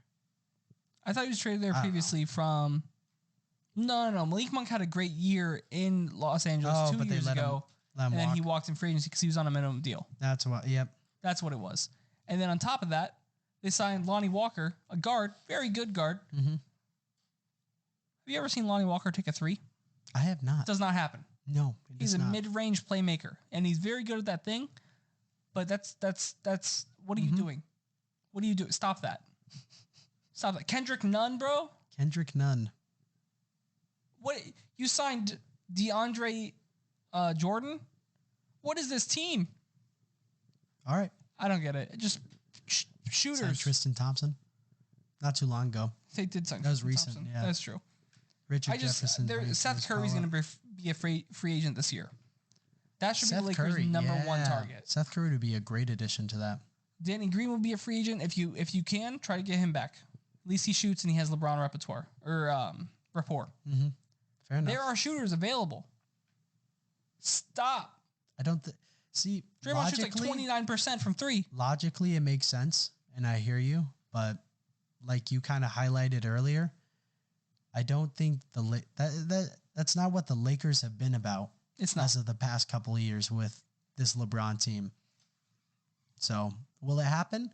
It's what works the best. Yeah, but yeah, exactly. It's what works the best when you have a LeBron James as your centerpiece. But, oh well. Only time will tell, Trey. Only time will tell. Josh Richardson. He can shoot threes. That. Jay Crowder's going to be a free agent. Threes. Victor Oladipo's going to be a free agent. He can give you some threes. Dario Saric is a great power forward center for threes. Yep. Not anymore. He's all right now, but still. No, Seth Curry, big name. Seth Curry, need that guy. Great. Bruce Brown, he has a player option. If he declines that player option, make him your number one target. Joe Ingles, free agent. Joe kind of sucks now, but he can still shoot threes. Joe's so cool, dude. He could do your taxes too. He could do your taxes and substitute at your kid's school. Yep, he could do it all. What are you doing? Torrey Craig. Cam Craig Johnson, would be sick. Dante DiVincenzo, Daniel House Jr. if he wants. Terrence Davis. Nickeil Alexander-Walker, Mike Muscala, George Niang. The minivan in LA. He better not. He better re-sign with the Sixers right now. I'm not having this. We'll see. I love George. Hey, speaking of your Sixers, though. Oh, yeah. Joel Embiid. Grant Williams. Sorry, what's up? The best player in the world? Yeah, so Joel Embiid was on with Rachel Nichols, and she's like, you're one of the best players in the world. And he went, the best. That's awesome. That is awesome. It's just a fact at this point, man. He's so good at basketball, it's not even fair. Fair enough. It's not. I love him so much. Do you know when the MVP's announced? No, I have no idea. I don't remember. I never remember. My boss always get to this also point. Recently asked this question. Yeah, I always get to this point of the year. I have no idea. I never remember when that's announced. Is it second round? Is it first round? I feel like it's almost second round. I feel like it's second round, right? Yeah. Yeah. We'll go with second round. But then it also makes sense for them just to do it a day at a time. I think it's second round because remember during bubble year, Giannis won MVP and he had to go get his trophy, and he was after he lost in the second round, and he was so pissed about it. Yeah, that'd be tough. That'd be tough. Oh my gosh, that'd be tough. So Joel, make it to the get past the Nets. Finals. That's easy though. It's easy. Even with their poor shooting performance is what I saw. Yeah, they weren't great Twitter. last one. They were kind of struggling. They still pulled out the bench. Didn't really want to show up for a little bit. Fair enough. Saw the first half. Only 2 players scored points from the bench. Wow. It was Paul Reed, who's been balling out. Anthony Melton. Out the mud, bro. Out the mud. Paulsif. Get his $100 hoodies. Great. I love Paul Reed. Shout out his $100 hoodies. I want to buy one. I don't have $100. Shout out the people courtside too who were rocking his hoodies. Yeah. He tweeted that. I love it. Yeah. Paul Reed's one of the best Twitter follows ever. I've enjoyed the 2-3 tweets I've seen from him. They're solid. They're all goofy and loving. Mm-hmm. He also sometimes tweets really cryptic things about Doc Rivers not putting him in the rotation. That's and then awesome. deletes it. That's I think it's the funniest thing. Awesome. Someone didn't know he wasn't on his burner. Shoot. Uh-oh.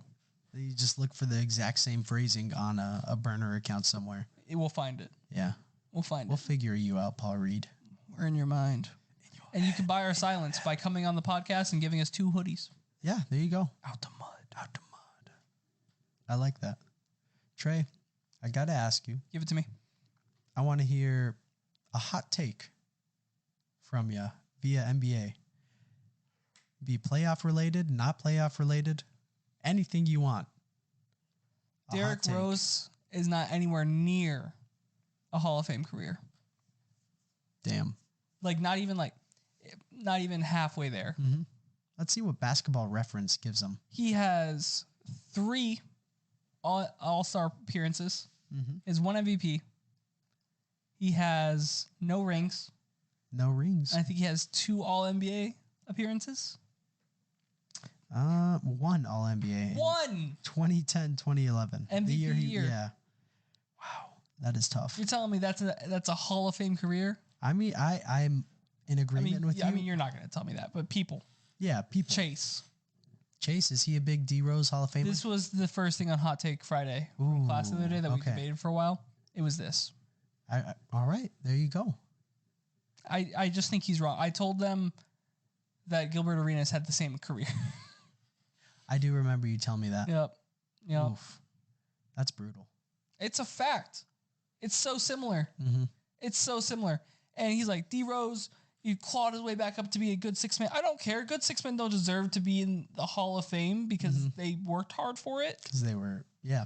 Like good on D Rose. Like, don't get me wrong, D Rose is probably one of my favorite players of all time. But he's not I think Hall he's of cool. Famer. I root for him every time I see him. I got to see him play the game after his 50-point game with the Timberwolves. I was at the game after that. He shot like 30 against the Jazz. Got like 33. He did the 50 against the Jazz. Yes. Unfortunate. And he was supposed to be. The Jazz told him not even to come to Utah. They just traded him. That's right. To Minnesota. No, they didn't trade him. They released him. Oh yeah, that's right. They cut him. They didn't even want I him. was so mad about that. I was like, bro, a Derrick Rose in a Jazz jersey. Oh my god, that would have been so sick. It would have been sick. He wanted to play for Tom Thibodeau though, which he really likes doing. He likes playing for Coach Tibbs. You are so true. What Bulls? Bulls, then the T-Wolves, and now the Knicks. Knicks. Wow. He likes playing for Coach Tibbs. I guess so. Followed him around 3 different times. Yeah, I don't know why you would like playing for Coach Tibbs, but he does like playing for Coach Tibbs. Is Coach Tibbs one of the more unliked coaches amongst players, do you think? I think it's either you hate him or you love him. Yeah, it's a 50-50. Because he's big on defense. No between. Mm-hmm. So if you like playing defense, and then he's big on giving his starters like minutes to run them into the ground. Yep. And if you like playing a lot, that's great. But also, D Rose got injured because he was playing in either, I think, a blowout win against the Philadelphia 76ers with like 6 minutes left in the fourth. Yeah. They were winning by 30. God damn. That's when D Rose's first injury happened. And that's how the Bulls lost as a 1 seed versus the 8th seed, which in turn got the Philadelphia 76ers to buy into the idea that they're contenders with Drew Holiday and Andre Iguodala. So they trade Andre Iguodala for Andrew Bynum, who tanked the 76ers for years, which sent Drew Holiday over to the Pelicans for Nerlens Noel. And because Drew Holiday went to the Pelicans eventually traded him to the Milwaukee Bucks, so the Bucks win a championship. So the Bucks championship is really a credit to the Philadelphia 76ers. Beating the 8th-seeded Bulls and Tom Thibodeau playing his starters too much. That was beautiful. Thank you. Yeah, that was beautiful. Talk about rabbit hole. Yeah, that was the butterfly effect of the NBA. All right, yeah, I'm gonna tell every Bucks fan that I know, which quite a bit up here. There's a lot. Dubuque, There's Iowa. a lot, which I really enjoy. I'm gonna say you should thank the Sixers. They'll be like, what? I think Bucks fans are probably some of the smartest fans. I give them a lot of credit. They're really solid. Yeah, they're not ignorant, which I appreciate. Mm-hmm. Even with like Giannis in the season and the Bucks as a whole. So I freak with that. We're at an hour and a half. We are. Holy crap. That's what's up. A log pod. Definitely the longest pod we've had, huh? Yeah, by probably 20 minutes. Yeah, just about. Dang. But I would say my hot take is purely also looking at one player in specific, but Kevin Durant's rings count. And yeah, because I look at those Warriors teams, they definitely would not have won without him. Yep.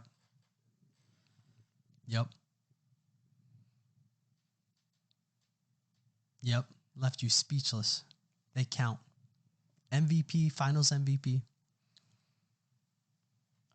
Keep talking about it. I gotta look something up. Well, I'm looking when he did go down in injury, right, against the Raptors. It was a team of destiny.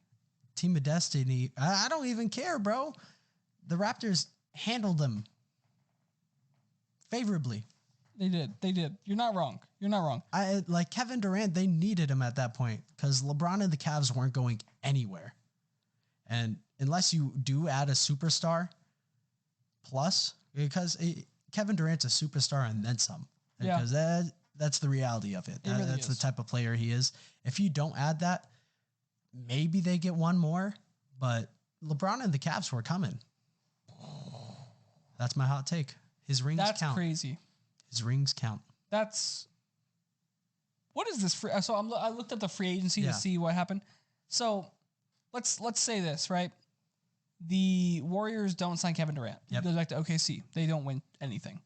Yeah, because damn near, bro, the OKC Thunder probably would have, or they would have at least competed again to beat the Warriors. They wouldn't have won. Yeah. They would not have won. You tell me the 73-9 Warriors who lost to the Cavs. To a team of destiny wouldn't have won 2 more championships. Or 2 more? 1 more championship. I'd say at most 1. How many did KD win with them? 2? I think he won 2. 2. You're saying the Warriors wouldn't have won 2 more? I don't think 2 more. Because let me put it this way. Say 1 most. So KD signs with the Warriors, right? Yep. LeBron responds by leaving Cleveland a few years later, going to the Lakers, which cleared the path for the East for the Toronto Raptors to get to the playoffs or to get to the championship. 1, I don't think LeBron would leave Cleveland if Kevin Durant's not there. And 2, I don't think LeBron loses if he stays in Cleveland. An Eastern Conference Finals victory. So I don't think they would have gone. That being said, I don't think LeBron with his Cavs, especially with Kyrie demanding a trade, is able to stop that Warriors team. I think they can stop the East because they can always stop the East because they're LeBron James. But Kevin Durant's still on the Thunder in this world. Yeah. I don't know, bro. He's not winning anything. I don't know. He's not winning anything. I would just imagine they come back so much hotter. I imagine they come back colder. Hotter. The year after, the Thunder lost Reggie Jackson, who was their great backup point guard because him and Russell Westbrook were always in fights, constantly. They would have kept their coaching staff still because they would have been just good enough. Yep. Probably Billy Donovan would still be there. They'd still be trying to this day with Kevin Durant and Russell Westbrook. LeBron would probably still be in the Cavs, or if he left the Cavs, he would be in LA now with the most recent option because he always signed 1+1 options in Cleveland. There's no way the Warriors don't win at least 2 more championships if KD doesn't sign it. Bro, I give them 1. That's crazy. They lost 7. Oh, they needed Kevin Durant to get back and win that, dude. They lost 73-1. The Thunder just took them to a 7-game series. They were up 3-1. The Thunder were. I'm trying to think. The Thunder didn't sign anyone in the free agency of 2016, right? I don't remember. I don't think so. so. Honest. They lost Kevin Durant. They lost Kevin Durant. They just kind of gave up. They kind of rolled over. Was it the year after they got PG? Yep. Yeah. Yep. Yeah. Yeah, because that was that Westbrook's triple-double year? Yes. Yeah. That was his MVP season. They're not winning, so Westbrook doesn't get his triple-double. Doesn't get sadness. Doesn't get his MVP. Sadness. We should have had a coach on this. We'll just ask him about it sometime. Yeah, for sure. But KD doesn't leave, right? The Thunder still don't sign anyone. They have to re-sign KD. So they have the same team. Same team. Maybe they still find a way to pull off that Paul George trade. Because it was Depot and Sabonis was Paul George's deal. So maybe they're still finding a way for that. But they also don't have the max contract space anymore. So they have to find money to match with that. They didn't have to do that. Depot was making $20 million. That was enough to get them out of tax for a Paul George acquisition. On top of that, this is the same year that everyone became a free agent. So either Harrison Barnes re-signs with the Warriors, or Dwayne Wade or Al Horford or one of the other great free agents signs with the Warriors. Because guess what? Dwayne Wade on the back half of his career, though. Dwayne Wade on his 2 years in the Bulls was fantastic. And everyone wants to forget about it because he was on the Bulls, which is super weird. But that guy was killing it. Dwayne Wade had okay back and like an okay injury history that year, his first year with the Bulls. And he was hitting threes with regularity. That's crazy. All right, I'm going to pull up these D. Wade stats for his Bulls years. He was nice. I'm curious now. He was nice. He was nice adjacent. And even better on the Warriors because he would have been a 6-man instead of the starting shooting guard trying to work with Jimmy Butler to pull them past the 1 seed as an 8th seed. His year in Chicago. Played 60 games. Yep. 3-point percentage. Give it to me. Oh, 3-point percentage. Give it to me. 31. Look at that. Buckets. Ooh, it's not great. I thought it was higher than that. No, 31. It's not great. I thought it was 18 a night, though. 18 a night? Yeah, as a number two option. It's pretty solid for an old D-Wade. Maybe I think I overestimated his three-point shooting. I think you did. I think my brain was 31 that's kind of underwhelming. That's kind of mid. That being said, he's still 18 a night. And on top of that, that's not their like top option too. No, he's not. You had LeBron James was technically a free agent that year. Kevin Durant was a free agent that year. Andre Drummond was a free agent that year. Al Horford was a free agent that year. Drummond would be nice. Drummond would be nice. Al Horford on that team would be nice. Crazy. No. We're playing a lot of what ifs at that point. It started as a what if. It did start out. Well, did it? No. Yeah, I just said his championships count. They don't though. I don't know. I think we can give him a half a championship for each ring. Damn. Saying he didn't do the work for that. He was the best player on that. He was not the best player on that. Lies. He was at best the second best player. I know. It's what the trophy says.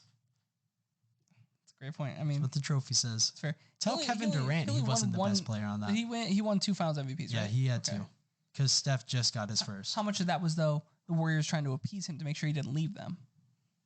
Probably at least some of it. Probably maybe just a little tinkle of it, but he was great. I'm going crazy here. Kevin Durant was a massive part of that championship team in terms of just how good he was. I mean, we're talking about a 73-9 team with Harrison Barnes a small forward. Yep. They found a way to sign Harrison Barnes back because he signed with the Mavericks. He didn't have a good finals performance either. He didn't. He didn't. He shot very poorly. And if he does in the future, it's a little different. Continues growing. He's a bucket straight up. Doing well for the Kings now. Like the beam. Revenge series. Should we get a mini beam? Okay. And just like put it on the desk. We'll turn off all the lights at the end of the podcast and light the beam. I like that. It's like that. That's a good hot take though. That's a good hot take. Thank you. I appreciated yours as well. A word.